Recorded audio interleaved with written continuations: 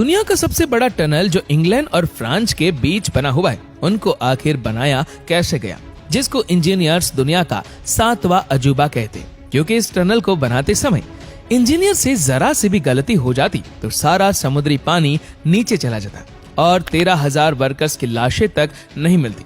और इस टनल को बनाने के लिए इतनी बड़ी बड़ी मशीनों को अंदर कैसे ले जाया गया और इस टनल को बनाने में आखिर कितना खर्चा हुआ, तो चलिए जानते हैं इन सारे सवालों के जवाब आज के इस वीडियो में।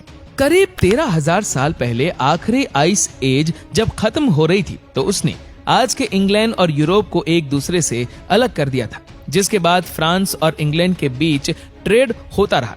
इसलिए साल 1986 में इन दोनों देशों ने डिसाइड किया कि अब इस रुकावट को हटाकर इंग्लैंड को यूरोप के साथ कनेक्ट कर दिया जाए। कई महीनों की लंबी टॉक्स के बाद दोनों देशों ने फाइनली एक अंडर सी टनल बनाने का एग्रीमेंट कर लिया। इसको चैनल टनल का नाम दिया गया, जिसको अक्सर लोग यूरो टनल भी कहते हैं। एग्रीमेंट में ये डिसाइड किया गया कि इंग्लैंड और फ्रांस की टीम्स अपनी अपनी साइड से टनल खोदेंगी और दोनों टनल सेंटर पॉइंट पे आकर कनेक्ट होंगे और टोटल 3 टनल्स बनाए जाएंगे, जिसमें इंग्लैंड और फ्रांस के बीच रेलवे लूप चलेगा। इसका एक टर्मिनल फ्रांस के शहर कैलेस जबकि इंग्लैंड में फॉक्सटॉन पर दूसरा टर्मिनल होगा।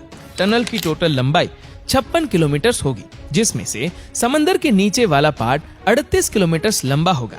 1986 में जाकर फाइनली चैनल टनल की कंस्ट्रक्शन स्टार्ट कर दी गई। सबसे बड़ा मसला जो इंजीनियरिंग टीम को फेस करना था वो था टनल बोरिंग मशीन का, जिसको TBM भी कहा जाता है, क्योंकि आज से पहले इतने बड़े डायमीटर का TBM मशीन बना ही नहीं था। हजारों मील दूर सिएटल वॉशिंगटन में इस खास TBM को बनाने का काम रॉबिन्स कंपनी को दिया गया। कंप्लीट होने के बाद यह विशालकाय मशीन 800 फीट लंबी और 1500 टन वजनी होगी। इसका डायमीटर 50 फीट होगा, जिसके आगे टंगस्टन कार्बाइड के कई धारदार ब्लेड्स लगे होंगे। इसमें लगे हाइड्रोलिक लेग्स इसको आगे की तरफ धकेलेंगे।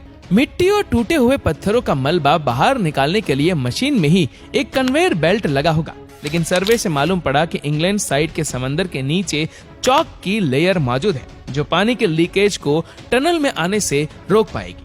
पर फ्रेंच साइड पे समंदर के नीचे जमीन पे काफी क्रैक्स है, जहां ये TBM काम नहीं कर पाएगी और इसीलिए उस तरफ काम करने के लिए खास तरह की TBM मशीन बनाई गई, जो कि एक सबमरीन भी थी।